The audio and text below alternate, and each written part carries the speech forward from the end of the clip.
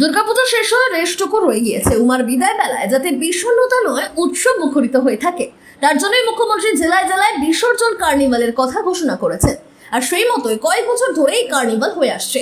দশমীর পর একদিন সবকটি জেলা এবং আরেকদিন কলকাতা প্রতিমা বিসর্জনের কার্নিভাল আয়োজন হয়ে থাকে। এবছর শনিবার অর্থাৎ 4 অক্টোবর জেলায় সেই বিশেষ শোভাযাত্রা হয়ে গেল। আর তার জৌলস দেখে আপ্লুত মুখ্যমন্ত্রী মমতা বন্দ্যোপাধ্যায়। এদিন সন্ধ্যায় নিজের এক্স স্যান্ডেলে জেলার প্রতিমা বিসর্জনের বেশ কয়েকটি ছবি পোস্ট করেছেন। এক্স স্যান্ডেলে তিনি লিখেছেন, আজ দেবী দুর্গার বিসর্জন উপলক্ষে আমাদের সরকারের উদ্যোগে জেলার পথে পথে হলো জেলার কার্নিভাল বিসর্জনের বিশেষ শোভাযাত্রা, যা উৎসবের শেষ মুহূর্তকে করে তুলছে আরো জাঁকজমকপূর্ণ এবং আবেগঘন। জেলার প্রধান শহরগুলিতে বিসর্জনের কার্নিভালের আয়োজন করা হয়েছিল।